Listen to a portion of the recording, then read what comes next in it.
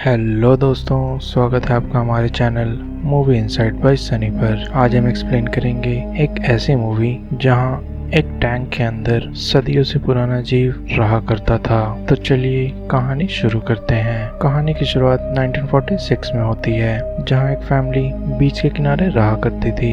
एक रात जब वो सो रहे थे तो उन्हें अपने टैंक के अंदर से एक आवाज सुनाई देती है, और जब उस औरत का पति उस टैंक को चेक करने जाता है तो एक क्रीचर उसे टैंक के अंदर खींच लेता है और हमें बस उसके चीखने की आवाज सुनाई देती है। फिर कहानी शिफ्ट होती है 1978 में, जहां हम एक कपल को देखते हैं जिनका नाम जूल्स और बेन था, और उनकी एक छोटी बेटी थी जिसका नाम रिया था। ये सभी मिलकर एक पेट शॉप चलाया करते थे। शॉप को बंद करते वक्त उनसे एक बूढ़ा आदमी मिलने आता है, जो और कोई नहीं एक वकील था, जो बेन से उसकी माँ के बारे में बात करने आया था। कुछ दिनों पहले ही बेन की माँ का देहांत हो चुका था और उसकी माँ ने बेन के लिए एक गुमनाम प्रॉपर्टी छोड़ रखी थी, जिसके बारे में उसकी माँ के अलावा किसी और को नहीं पता था। ये सुनकर सभी चौंक जाते हैं। बेन की फैमिली में एक एंशिएंट प्रॉपर्टी हुआ करती थी जो दूर कोस्ट के किनारे हॉबिट्स पे नाम की एक जगह पर थी, और वो वकील बेन को उस जगह की चाबी देता है। फिर वो वकील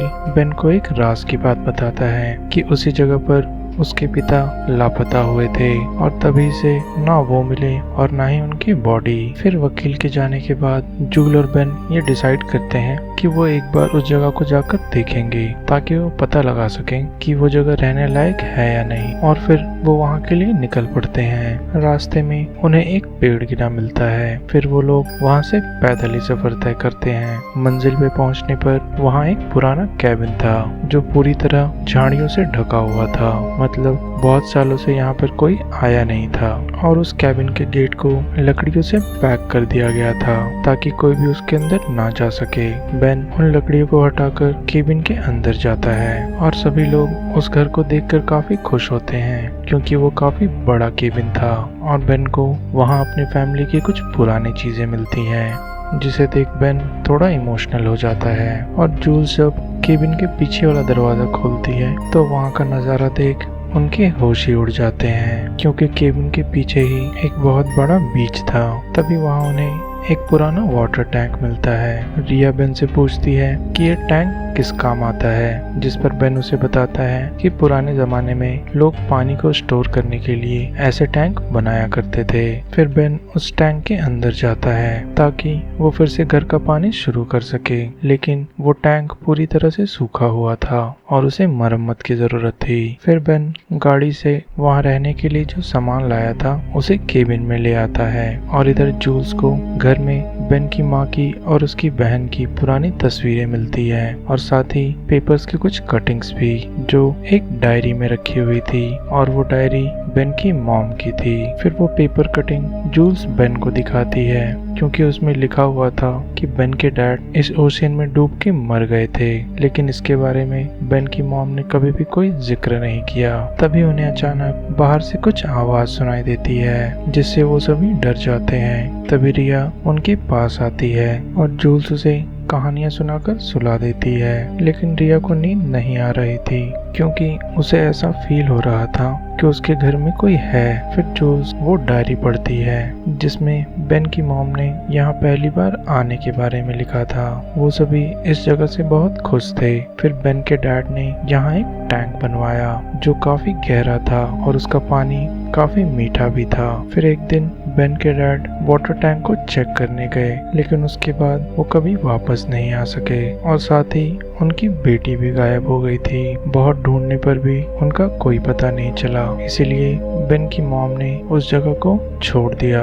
बेन को ये सब सुनकर काफी बुरा लगता है, क्योंकि उसकी मॉम ने इन सब चीजों के बारे में उसे कभी नहीं बताया। और इधर रिया जब अपने रूम में सो रही थी तो उसे अपने बेड के नीचे से कुछ आवाजें आती है, और नीचे देखने पर वहाँ के फ्लोर पर कुछ हलचल होने लगती है, जिसे देख वो भागकर अपनी मॉम डैड के पास चली जाती है। फिर रिया की तसल्ली के लिए बेन उसके साथ उसके कमरे में जाता है, लेकिन चेक करने पर वहाँ कुछ भी नहीं था। लेकिन बेन ये नोटिस करता है कि उनके घर का पीछे वाला दरवाजा खुला हुआ है और साथ ही वाटर टैंक का ढक्कन भी खुला हुआ था। फिर बेन उन दोनों चीजों को बंद करके घर में सोने चला जाता है। फिर अगली सुबह जूल जब उठती है तो बेन अपने कमरे में नहीं था। ढूंढने पर वो उसे अपने घर के पीछे जनरेटर ठीक करता हुआ मिलता है और जनरेटर ठीक होने के बाद उनके घर में बिजली वापस आ जाती है और अब वो वाटर टैंक को ठीक करने की कोशिश करता है और वाटर टैंक के अंदर उसे एक बड़ा सा स्टीयरिंग मिलता है जिसे घुमाने पर टैंक में पानी भरने लगता है। फिर टैंक के और अंदर गहराई में झांकने पर उसे एक मरा हुआ जीव मिलता है जिसे उठाकर वो अपनी वाइफ जूल को दिखाने ले आता है। जूल उस जीव को देखकर काफी परेशान हो जाती है क्योंकि उसने कभी ऐसा जीव देखा ही नहीं था। उसके बड़े बड़े दांत थे जो बहुत नुकीले थे, साथ ही उसकी पूरी बॉडी बहुत काली थी जिसपे बहुत सारा लार्वा लगा हुआ था। उन्हें कुछ समझ नहीं आता, इसीलिए वो उस जीव को बाहर फेंक देते हैं और इधर उनका कुत्ता टैंक में देखकर बहुत जोरों से भौंक रहा था। तभी रिया टैंक के अंदर झांकती है जहां उसे कुछ ऐसा दिखता है जिसे देखकर वो जोरों से चिल्ला देती है, जिसे सुनकर जूल और बेन भागकर उसके पास आते हैं और रिया उन्हें बताती है कि उसने टैंक के अंदर एक बड़े ही अजीब से क्रीचर को देखा जो उसे ही घूरे जा रहा था। ये सुनकर बेन टैंक के ढक्कन को बंद कर देता है और वो रिया से कहता है कि शायद तुमने किसी मछली को देखा होगा। तभी उनके घर पर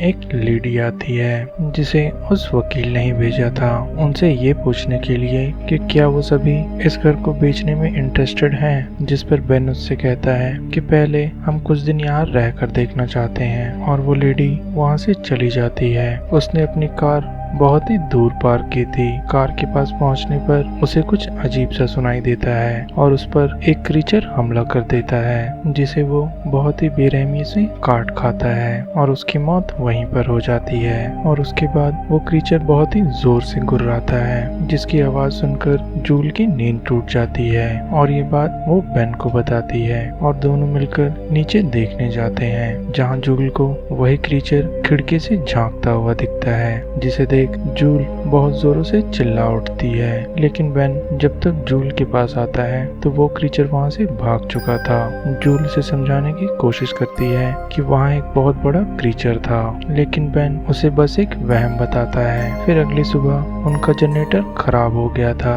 और बेन जब उसे ठीक कर लेता है तभी घर का पानी भी खत्म हो चुका था और वो इस चीज को फिक्स करने के लिए वापस से टैंक में जाता है जहाँ पाइप के अंदर कुछ लकड़ी फंसी हुई थी जिसमें एक नेकलेस फंसा हुआ था।